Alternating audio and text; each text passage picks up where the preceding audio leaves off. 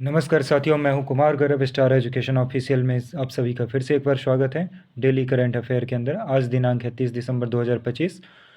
आज की कुछ मुख्य खबर और कुछ मुख्य दिवस के ऊपर नज़र डालते हैं। उससे पहले मैंने जो कल एक क्वेश्चन आप लोगों से पूछा था उसको कर लेते हैं।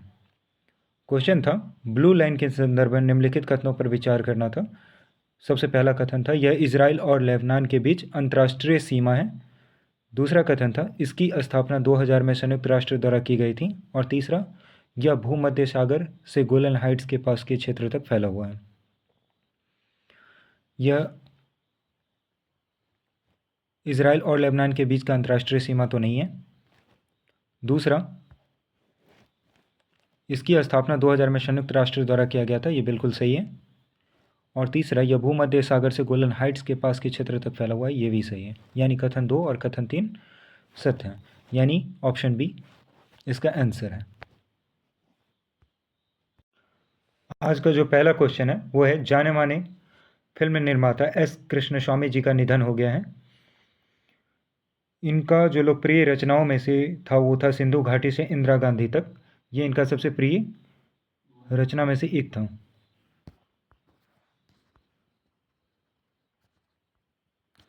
और इनको जो है कई सम्मानों से सम्मानित किया गया है, जैसे कि 2009 में इनको पद्मश्री और doctor V Shantaram life time achievement award भी मिला था।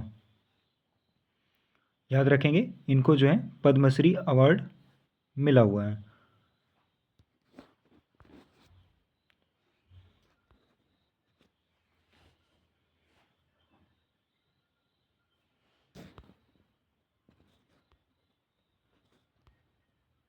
नेक्स्ट खबर जो है वह है, सुमेश अच्युतन को Indian farmers fertiliser cooperation limited का डायरेक्टर चुना गया है।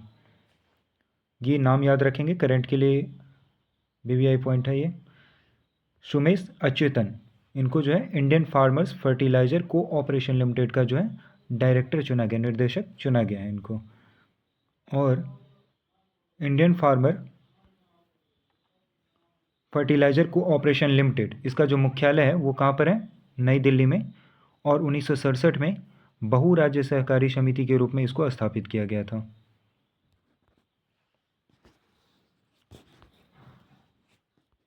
नेक्स्ट न्यूज जो है वह है स्पोर्ट्स से रिलेटेड। इंग्लैंड के पूर्व क्रिकेटर और खिलाड़ी प्रशासक ह्यू मॉरिसस का निधन हो गया है। वो 62 साल के थे और उनका जो है आज देहांत हो चुका है। मॉरिसस जो थे वो इंग्लैंड के वेल्स क्रिकेट बोर्ड के मुख्य कार्यकारी के रूप में भी कार्य कर चुके हैं। और दक्षिण अफ्रीका, वेस्ट इंडीज़, श्रीलंका के दौरे पर इंग्लैंड के लिए नेतृत्व भी किए थे। 3 टेस्ट कैप जीते थे 1991 के अंदर।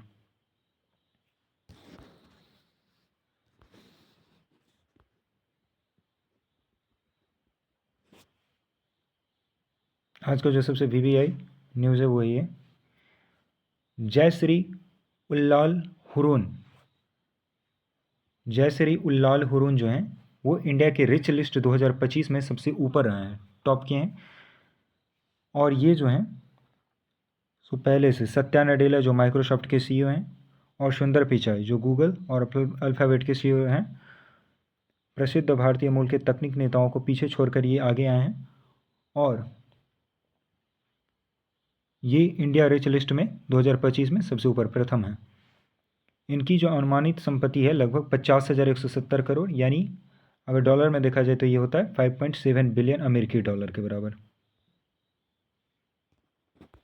इनका नाम याद रखेंगे, जयश्री उल्लास हुरून।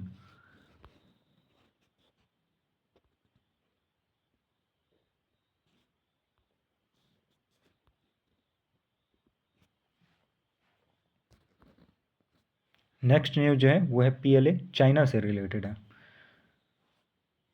चीन की जो है सेना वो 30 सितंबर को ताइवान के आसपास जस्टिस मिशन 2025 का लाइव फायर अभ्यास जो है करने वाली है।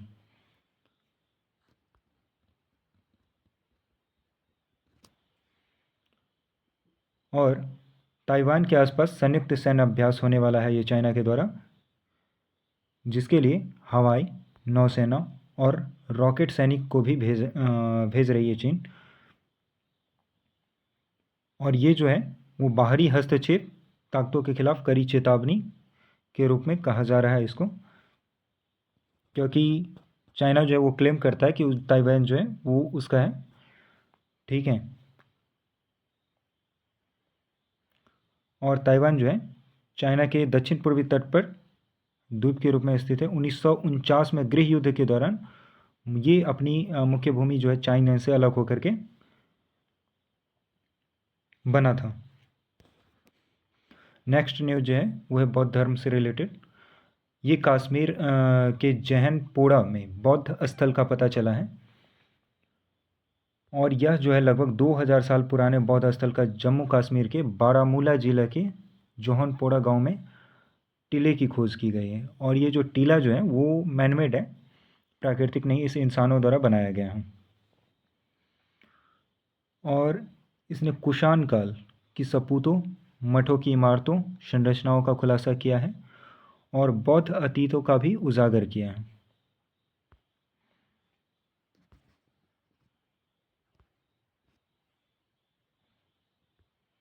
ऐसा माना जा रहा है कि जौनपुरा जो है वो महत्वपूर्ण बौद्ध केंद्र के रूप में कार्य कर सकता है, जिसका कुषाण राजधानी है। इसका गांव में टीले मानव निर्मित हैं। मैंने बताया था कि यहाँ पर जो टीला है वो कोई प्राकृतिक नहीं है, ये एक मानव निर्मित टीला है और प्राकृतिक संरचना नहीं है। और यह जो है वो प्राचीन व्यापार और तीर्थ मार्ग पर स्थित है। गांधार को कश्मीर से जोड़ता है। गांधार कहाँ है? गांधार आपका पड़ता है अफगानिस्तान के अंदर, और गांधार को ये क्या करता है? कश्मीर से जोड़ता है। नेक्स्ट न्यूज, बॉम्बे हाईकोर्ट ने फिर से पुष्टि की नागरिक सम्मान पद्मश्री, पद्म विभूषण, पद्म भूषण और भारत रत्न आधिकारिक उपाधियां नहीं होगा। इसीलिए उन्होंने कानूनी दस्तावेज, अदालती कार्यवाही या आधिकारिक रिकॉर्ड के नामों में उपसर्ग या प्रत्यय के रूप में उपयोग नहीं किए जा सकते हैं। यह टिप्पणी 2014 के पद्मश्री पुरस्कार से सम्मानित डॉक्टर शरद हार्डिकर से जुड़ी एक रीट याचिका की सुनवाई के दौरान उठी थी। बालाजी राघवन बनाम सुप्रीम कोर्ट में भारत संघ ने कहा था कि संविधान के अनुच्छेद 18(1) के तहत पद्म पुरस्कार और भारत रत्न उपाधि नहीं होता है। इसे उपाधि की श्रेणी में नहीं रखा जाता है, जो सैन्य या शैक्षणिक भेदों के अलावा अन्य उपाधियों को प्रतिबंधित करता है। यहाँ पर इसके अंदर जो है सिर्फ जैसे किसी को जो पुरस्कार मिलता है, जैसे परमवीर चक्र, ये एक तरीके का उपाधि, तो सैन्य ये सिर्फ सेनाओं को ही अलाउ किया जाता है। किसी के ये सैन्य या शैक्षणिक भेदों के अलावा अन्य जितने भी उपाधियाँ होता है उसको प्रतिबंधित करता है।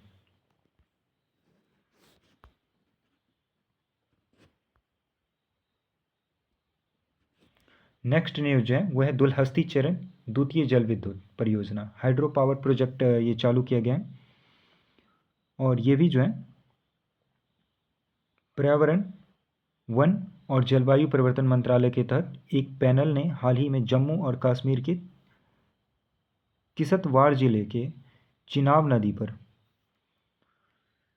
260 मेगावाट की दुलहस्ती स्टेज 2 पन बिजली परियोजना की मंजूरी दी है।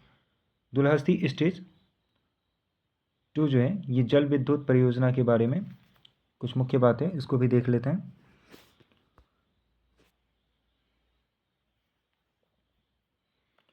ये जो है वो 390 मेगावाट की जो दुलहस्ती स्टेज 1 परियोजना जल विद्युत परियोजना था, उसका ये एक विस्तार रूप है, जो national hydro electric power corporation limited द्वारा 2007 में चालू होने के बाद से सफलतापूर्वक संचालित हो रहा है।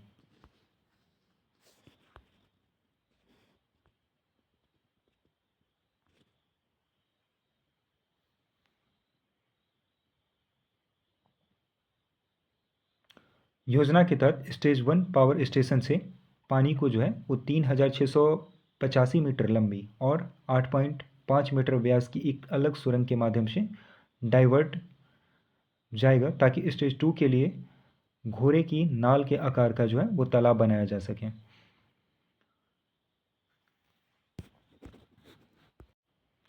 इस परियोजना पर जो है वो 3,200 करोड़ से अधिक की लागत आने का जो है वो अनुमान है, यानी 3,200 से अधिक रुपया का जो है वो खर्चा आने वाला है इस प्रोजेक्ट के ऊपर। नेक्स्ट न्यूज है वो प्रधानमंत्री मोदी जी ने मन की बात में फ्लावर लेडी ऑफ मणिपुर चोकोन किचेना की प्रशंसा की है। वो ये हैं, आप इन्हें देख सकते हैं। प्रधानमंत्री ने फूल की खेती को आत्मनिर्भरता और समावेशी विकास वाहक में बदलने के लिए मन की बात में फ्लावर लेडी ऑफ मणिपुर नाम से मशहूर चोखोन क्रिचेना इनकी जो है वो प्रशंसा की है। इनका जो नाम है वो फ्लावर लेडी ऑफ मणिपुर के नाम से जाने जाते हैं। चोखोन क्रिचेना मणिपुर के सेनापति जिले का महिला उद्यमी हैं, जिन्होंने राज्य की पहाड़ी क्षेत्रों में फूलों की खेती को बढ़ावा देने के लिए पारंपरिक कृषि ज्ञान को आधुनिक व्यावसायिक प्रथाओं के साथ सफलतापूर्वक मिश्रित किया है। इनकी जो उपलब्धियां हैं वो है डाइनथे प्राइवेट लिमिटेड 2021 की स्थापना की, जो एक फूल की खेती उद्यम है। और ये जो क्या करते हैं, तो ये सजावटी फूलों की खेती और विपणन पर केंद्रित हैं।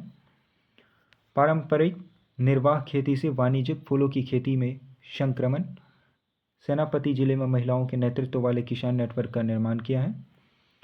मणिपुर में उगाए गए फूल के कई भारतीय राज्यों तक पहुंचाने के साथ अंतर्राज्यीय बाजार पहुंच को सक्षम बनाया गया है इनके द्वारा।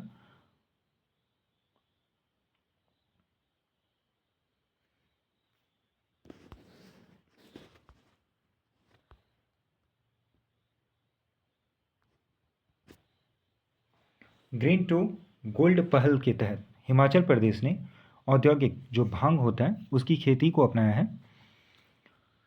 हिमाचल प्रदेश ने जैव अर्थव्यवस्था के नेतृत्व वाले विकास मॉडल को बढ़ावा देने के लिए ग्रीन टू गोल्ड पहल के तहत औद्योगिक भांग की विनियमित खेती को वैध और शुरू किया है। औद्योगिक भांग कैनबिस सैटिवा की एक गैर नस्ली किस्म है, जिसकी खेती फाइबर बीज और बायोमास के लिए की जाती है, जिसमें टेड्रा जो होता है टेड्रा हाइड्रो कैनाबिनोल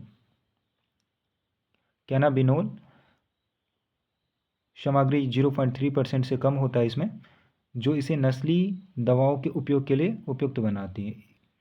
और ये जो होता है इसके द्वारा क्या होता है, तो जो नस्लीय दवाई होता है उसका जो मैन्युफैक्चरिंग होता है उसके अंदर इसका यूज़ किया जाता है। किसका? ग्रीन टू होल्ड के पहल जो ये पेड़ का जिक्र किया गया है, जिसका नाम है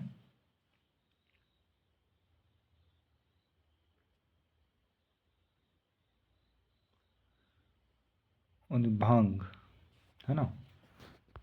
इसकी जो उत्पत्ति है वो मध्य और दक्षिण एशिया के मूल निवासी कपड़ा, रशिया,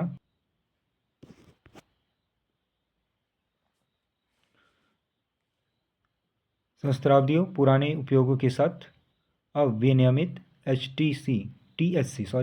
टीएचसी थ्रेश होल्ड के तहत यूरोपीय, उत्तरी अमेरिका और एशिया के कुछ हिस्सों में कानूनी रूप से खेती की जाती है। इसका कहाँ कहाँ खेती की जाती हो, तो इसका याद रखेंगे। यूरोप, उत्तरी अमेरिका, एशिया के कुछ हिस्सों में जो है इसका कानूनी रूप से इसकी खेती की जाती है। किसकी? भांग की। और इसका जो यूज़ होता है वो क्या चीज़ होता है, तो दवाई बनाने में, कपड़ा वगैरह के क्षेत्रों में भी। इसके अंदर जो है वो पानी जो होता है वो कपास की तुलना में 50% कम पानी की आवश्यकता होती है, और ये सीमांत मिट्टी में भी उगता है। और इसकी जो मतलब ग्रोथ रेट है वो 70 से 140 दिनों तक फसल चक्र चलता है इसका। खरपतवारों को दबाता है, गहरी जड़ों के माध्यम से मिट्टी को संरचना में सुधार करता है, उच्च बायोमास उपज यानी फाइबर, तिलहन और दोहरे उद्देश्यों के उपयोग के लिए उपयुक्त होता है ये इम्पोर्टेंट न्यूज़ है, इसको फोकस करेंगे। पार्वती आर्गा पक्षी अभ्यारण्य ये कहाँ पर है? तो उत्तर प्रदेश में पार्वती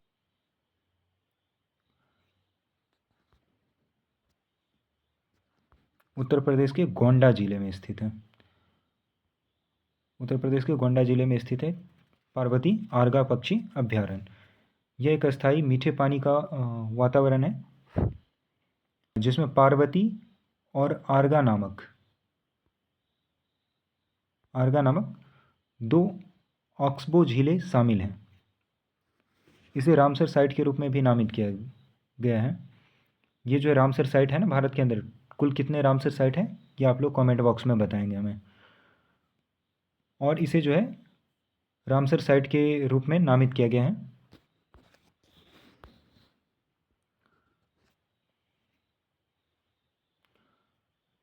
गंभीर रूप से लुप्त प्राय जो होता है सफ़ेद दुम वाला जो है गिद्ध और भारतीय गिद्ध और लुप्त प्राय मिस्र से गिद्ध सभी को दर्ज किया गया है इसके अंदर।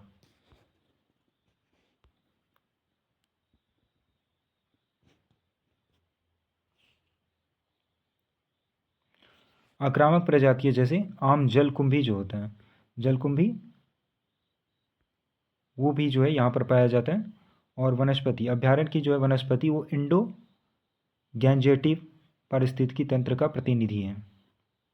ये याद रखेंगे, इसका जो वनस्पति होता है वो इंडो गैनेजेटिव पारिस्थितिकी तंत्र का जो है वो प्रतिनिधि होता है।